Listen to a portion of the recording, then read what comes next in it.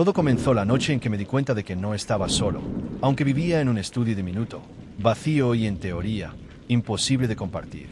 Vivía en un pequeño apartamento tipo estudio en Chicago cuando terminé la universidad. No era nada especial, solo un único ambiente en la planta superior de un edificio de 3 pisos. Lo elegí porque el alquiler era barato y estaba cerca del trabajo. Y como un joven de 23 años con préstamos estudiantiles y sin ahorros, no tenía el lujo de ser exigente. El apartamento era limpio, funcional y lo más importante, era mío. La única ventana del lugar daba a un callejón estrecho. Al otro lado había otro edificio de apartamentos casi idéntico al mío. El callejón era tan angosto que apenas pasaba un coche y durante el día apenas entraba luz del sol. De noche, era una oscuridad total. Pero eso nunca me molestó demasiado. En ese entonces trabajaba de noche como barman en un lounge al norte de la ciudad. Solía llegar a casa entre las 2:30 y las 3 de la madrugada. Luego preparaba algo rápido de comer y me quedaba viendo el móvil hasta quedarme dormido. Una noche, aproximadamente un mes después de mudarme, noté algo extraño. Acababa de entrar. Me quité los zapatos y encendí la luz del techo cuando creí ver algo moverse en la ventana del edificio de enfrente. Solo un parpadeo, quizás una cortina que se movía. Me quedé congelado un segundo, pero al volver a mirar, no había nada. La ventana estaba oscura e inmóvil. Me encogí de hombros. Tal vez asusté a alguien, o quizás solo fue una corriente de aire. A la noche siguiente, volvió a suceder. Apenas encendí la luz, vi la cortina moverse en esa misma ventana. Esta vez lo vi con claridad. Una mano corriendo la cortina apenas un poco antes de soltarla. No logré ver a la persona detrás. Las luces del otro apartamento estaban apagadas. Solo fue un leve movimiento dentro de un abismo negro. Pero lo que realmente me inquietó fue que jamás había visto una sola luz encendida en ese apartamento. Siempre asumí que estaba deshabitado. Esa noche dormí mal. No podía dejar de pensar en esa ventana y esa mano. Durante la siguiente semana, comencé a observar con más atención. Cada noche, sin falta, la cortina se movía apenas yo encendía la luz.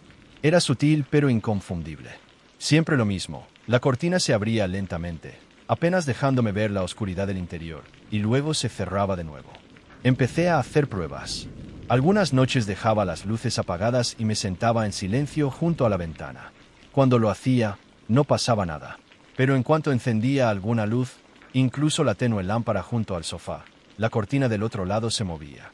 Alguien me estaba observando. Era evidente. Intenté racionalizarlo. Tal vez era alguien que simplemente miraba por la ventana por las noches. Pero eso no explicaba la sincronización perfecta. No explicaba que siempre coincidiera con mi llegada. Era demasiada coincidencia. Le pregunté a mi casero por ese apartamento. Me dijo que estaba vacío desde hacía meses. Insistí, le pregunté si alguien se había mudado recientemente, pero negó con la cabeza. Incluso bromeó diciendo que estaba paranoico. Consideré llamar a la policía, pero al final no lo hice porque me sentía ridículo. Denunciar que alguien me miraba desde una ventana vacía no sonaba a delito real. No tenía pruebas, solo una sensación que se hacía más intensa cada noche. Hasta que una madrugada todo se salió de control. Llegué más tarde de lo normal, alrededor de las 4 de la madrugada. El bar había tenido un evento privado y la limpieza fue más larga de lo habitual. Estaba agotado y no pensaba con claridad. Al llegar a mi puerta, noté algo atascado en el marco. Al principio pensé que era publicidad o propaganda, pero al sacarlo, vi que era una nota arrugada. Solo decía, "Hola", escrito a mano con bolígrafo. Las piernas me temblaron. Lo primero que pensé fue en el apartamento del callejón. Corrí a la ventana y miré hacia enfrente. La cortina estaba cerrada. No había movimiento. Llamé a mi amiga Jamie, en pánico. Vivía al otro lado de la ciudad, pero me dijo que fuera a su casa de inmediato. Agarré una mochila, metí lo esencial y salí de ahí. Al día siguiente confronté de nuevo al casero. Esta vez exigí que me mostrara el apartamento del otro lado. Dudó, pero finalmente aceptó encontrarse conmigo allí con la llave. El lugar estaba cubierto de polvo y completamente vacío. Ni un solo mueble. Las paredes desnudas y el suelo crujía como si el edificio tuviera 100 años. Pero en la habitación del fondo, justo frente a mi ventana, había una sola silla de metal plegable. Estaba posicionada directamente frente al cristal, y alguien había tenido acceso a un lugar que se suponía cerrado y deshabitado. Llamaron a la policía y registraron el apartamento. Estoy casi seguro de que tomaron huellas, pero nunca supe si encontraron algo. El hecho de que mi paranoia resultara real que en efecto alguien me estaba observando, me provocó náuseas. Pensar en cuánto tiempo pasó esa persona ahí, cuánto me observó, me enfermaba. Me mudé esa misma semana. Hasta el día de hoy no tengo idea de quién fue, cómo entró, ni cuánto habría durado todo si no hubiese encontrado aquella nota con un simple hola. Consideré la posibilidad de que fuera el casero, pero descarté esa idea. No había forma de que, si él hubiera sido, no se hubiera adelantado a quitar esa silla antes de enseñarme el apartamento. Todavía sueño con esa ventana. Y a veces me despierto en medio de la noche con la certeza de que alguien, en algún lugar, aún me está observando.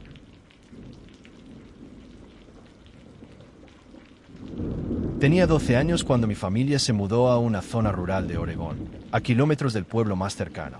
Vivíamos en una gran parcela de terreno rodeada por un espeso bosque de pinos. Era un sitio tranquilo, silencioso y completamente aislado. La casa en sí fue construida en los años 40. Tenía todo lo típico de una casa vieja: suelos que crujían, un ático que daba miedo y un cobertizo destartalado a unos 10 metros de la puerta trasera. Aquel cobertizo estaba lleno de herramientas oxidadas y chatarra del antiguo dueño. Mi padre siempre decía que lo limpiaría algún día, pero nunca lo hizo. En general, evitábamos ir allí. Recuerdo la primera vez que noté algo extraño. Era entre semana, cerca de la medianoche. Estaba despierto, leyendo con una linterna bajo las mantas, cuando escuché a nuestro perro Max ladrar como loco. Max era un Golden Retriever, súper amigable pero muy alerta. Cuando ladraba así, era porque algo iba mal. Me levanté sigilosamente y miré por la ventana. Estaba frente al cobertizo, ladrando hacia la oscuridad. La luz con sensor de movimiento de la puerta trasera estaba encendida, proyectando sombras alargadas por el jardín. No vi a nadie, pero Max no paraba. No salí. Solo me quedé mirando hasta que se calmó. A la mañana siguiente encontramos huellas profundas de botas en la tierra, entre la casa y el cobertizo. Mi padre le restó importancia, diciendo que seguramente era un vecino o un vagabundo. Pero yo no podía dejar de pensar en eso. Durante las siguientes semanas, Max volvió a ladrar en dirección al cobertizo varias veces. Siempre que mirábamos afuera, no veíamos nada, pero las huellas volvían a aparecer, y siempre iban hacia el cobertizo, nunca en dirección contraria. Una noche, alrededor de las 2 de la madrugada, me despertaron unos pasos sobre la grava, justo bajo mi ventana. Me quedé congelado. Los pasos se detuvieron y luego siguieron, esta vez hacia el cobertizo. Miré por las persianas y la luz se encendió. Durante un segundo, vi a un hombre alto junto a la puerta del cobertizo. Llevaba lo que parecía un abrigo gris y sucio. Su rostro estaba oculto por las sombras. Y luego, la luz se apagó.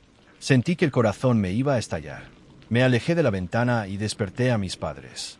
Mi padre salió con su rifle, pero el hombre ya no estaba. Las huellas eran frescas, otra vez, justo hasta la puerta del cobertizo. Esta vez, mi padre decidió abrirlo. Quitó el candado, abrió las puertas y adentro solo había herramientas oxidadas y lonas viejas. Cambió el candado por uno nuevo y reforzó la entrada. Durante un tiempo, no pasó nada. Un mes después, Max desapareció. Lo buscamos por todas partes, por el bosque, por la carretera, incluso preguntamos a los vecinos. Nada. Yo estaba destrozado. Quería pensar que se había perdido y que volvería. Esa noche no pude dormir. Pensaba en Max, en el cobertizo, en aquel hombre. Alrededor de las 3 de la madrugada, escuché la puerta trasera crujir. Me levanté en silencio y fui al pasillo. Mi padre ya estaba despierto, con el rifle en la mano. Nos acercamos a la puerta justo cuando se encendió la luz del sensor. Y ahí estaba de nuevo, el mismo hombre, parado junto al cobertizo. Pero esta vez tenía algo en las manos. En una, un cuchillo. En la otra, el collar de Max.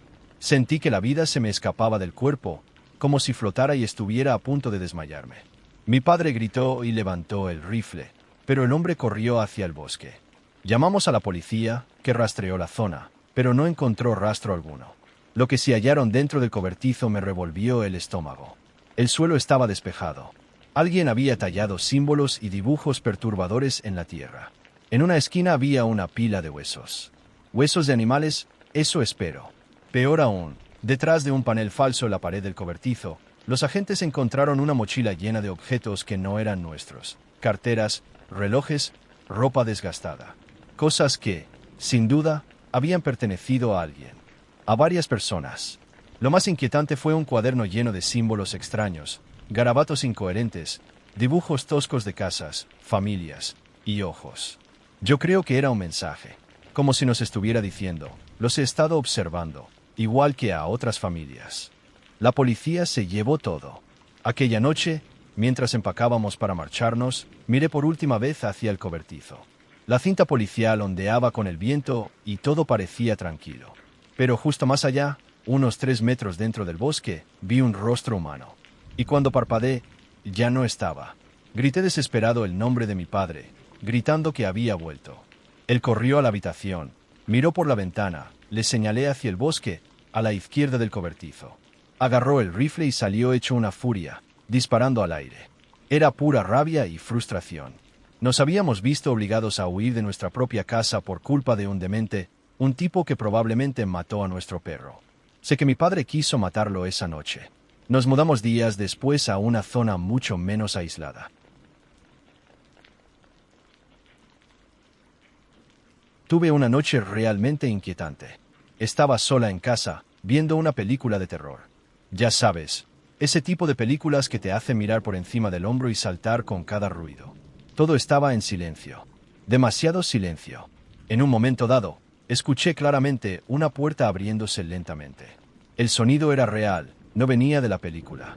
Pausé el vídeo y agucé el oído. Nada, pensé que tal vez era mi imaginación, pero segundos después, lo escuché otra vez. Esta vez, el sonido venía del pasillo. El corazón me latía tan fuerte que lo sentía retumbar en las sienes. Me levanté muy despacio, intentando no hacer ruido. Agarré el móvil, pero estaba al 2% de batería. Fui avanzando paso a paso, conteniendo la respiración.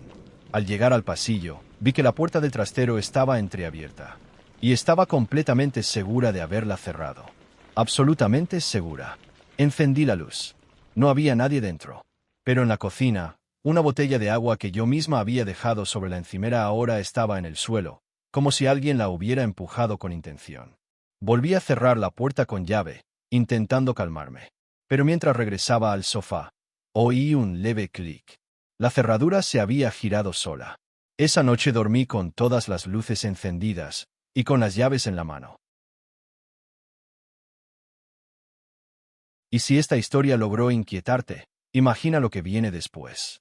Suscríbete para no perderte los próximos relatos, porque lo que estás escuchando es solo el principio.